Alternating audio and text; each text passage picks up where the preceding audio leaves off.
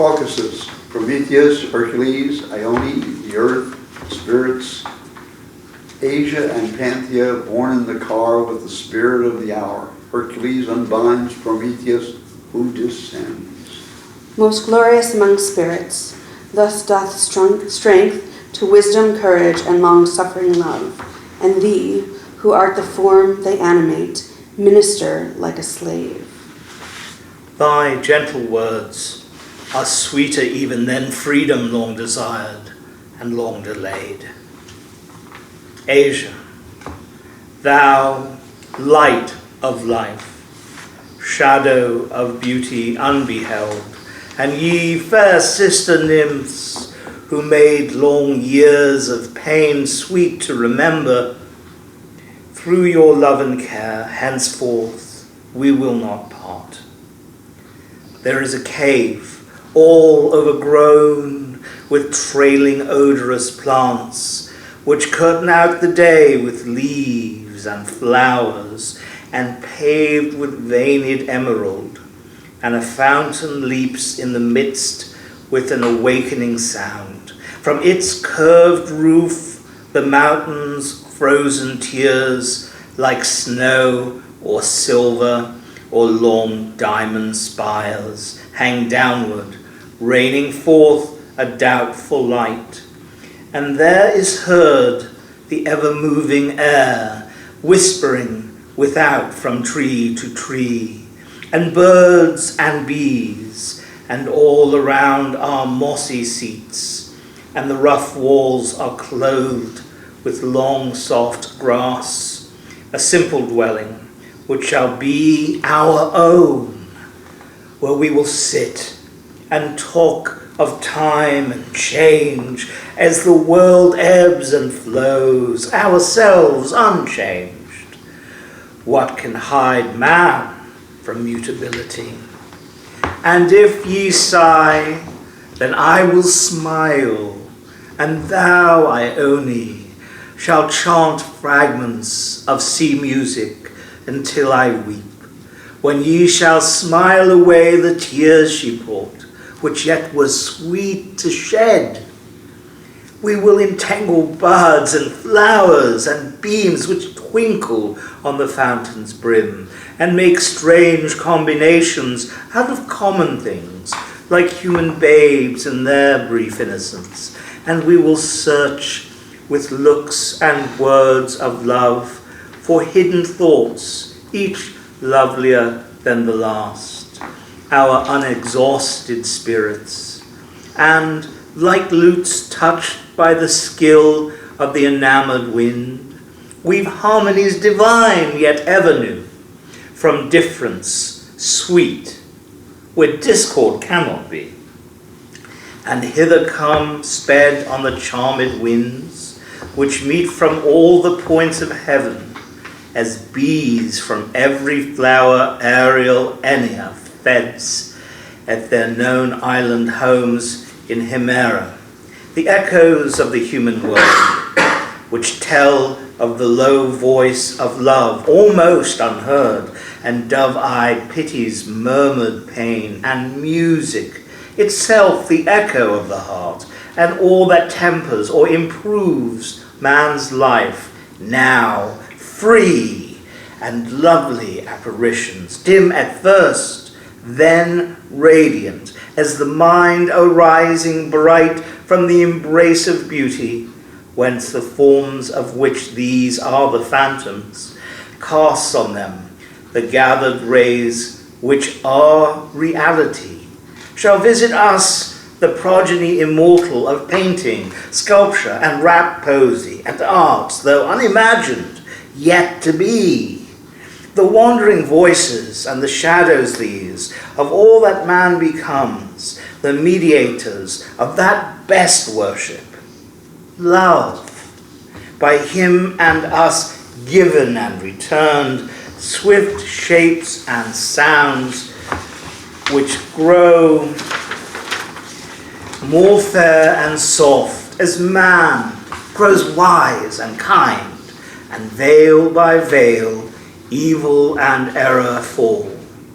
Such virtue has the cave and place around. Turning to the spirit of the hour. For thee, fair spirit, one toil remains. Ione, give her that curved shell which Proteus old made Asia's nuptial boon, breathing within it a voice to be accomplished, and which thou didst hide in grass under the hollow rock. Thou most desired hour, more loved and lovely than all thy sisters, this is the mystic shell. See the pale azure fading into silver, lining it with a soft yet glowing light. Looks it not like lulled music sleeping there? It seems in truth the fairest shell of ocean. Its sound must be at once both sweet and strange.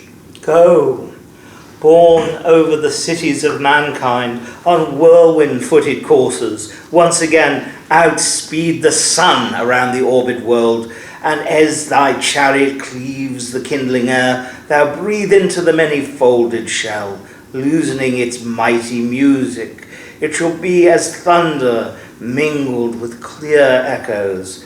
Then return, and thou shalt dwell beside our cave. And thou, O Mother Earth, I hear, I feel. Thy lips are on me, and thy touch runs down, even to the adamantine central gloom among these marble nerves. 'Tis life, 'tis joy. And through my withered, old, and icy frame, the warmth of an immortal youth shoots down, circling. Henceforth the many children fair folded in my sustaining arms, all plants and creeping forms and insects rainbow-winged, and birds and beasts and fish and human shapes, which drew disease and pain from my wan bosom, draining the poison of despair, shall take and interchange sweet nutriment. To me shall they become like sister antelopes, by one fair dam, snow-white and swift as wind, nursed among lilies near a brimming stream. The dew mists of my sunless sleep shall float under the stars like balm. Night-folded flowers shall suck unwithering hues in their response. And men and beasts in happy dreams shall gather strength for the coming day, and all its joy. And death shall be like the last embrace of her who takes the life she gave, even as a mother, folding her child, says, "Leave me not again." O mother, wherefore speak the name of death? Cease they to love and move and breathe and speak who die? It would avail not to reply. Thou art immortal, and this tongue is known but to the uncommunicating dead. Death is the veil which those who live call life. They sleep, and it is lifted.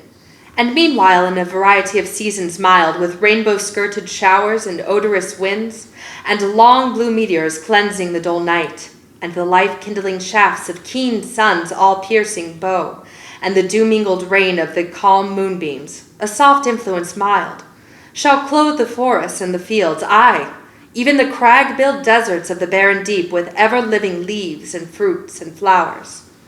And thou, there is a cavern where my spirit was panted forth in anguish whilst thy pain made my heart mad. And those who did inhale it became mad too, and built a temple there, and spoke, and were oracular, and lured the erring nations round to mutual war, and faithless faith, such as Jove kept with thee. Which breath now rises as amongst tall weeds of violets' exhalation, and it fills with a serener light and crimson air, intense, yet soft, the rocks and woods around. It feeds the quick growth of the serpent vine, and the dark linked ivy tangling wild, and budding, blown or odor-faded blooms which star the wind with points of colored light as the rain through them, and bright golden globes of fruit suspended in their own green heaven, and through their veined leaves and amber stems, the flowers whose purple and translucent bowls stand ever mantling with aerial dew, the drink of spirits. And it circles round like the soft waiting wings of noonday dreams, inspiring calm and happy thoughts, like mine. Now thou art thus restored. This cave is thine. Arise, appear. A spirit rises in the likeness of a winged child. This is, oh, right. This is my torchbearer, who let his lamp out in old time with gazing on eyes from which he kindled it anew with love, which is as fires, sweet daughter mine. For such is that within thine own. Run, wayward, and guide this company beyond the peak of Bacchic Nysa, Maenad haunted mountain, and beyond Indus and its tribute rivers, trampling through torrent streams and glassy lakes with feet unwet, unwearied, undelaying, and up the green ravine across the vale beside the windless and crystalline pools, wherever lies on unerasing waves the image of a temple built above, distinct with columns, arch and architrave, and palm-like capital and overwrought, and populous most with living imagery, Praxitelean shapes whose marble smiles fill the hushed air with everlasting love. It is deserted now, but once it bore thy name, Prometheus. There the emulous use bore to thy honor through the divine gloom the lamp, which was thine emblem, even as those who bear the untransmitted torch of hope into the grave, across the night of life, and thou hast borne it most triumphantly to this far goal of time. Depart. Farewell. Beside that temple is the destined cave. Okay, that was great. Sorry, did a lot of heavy lifting.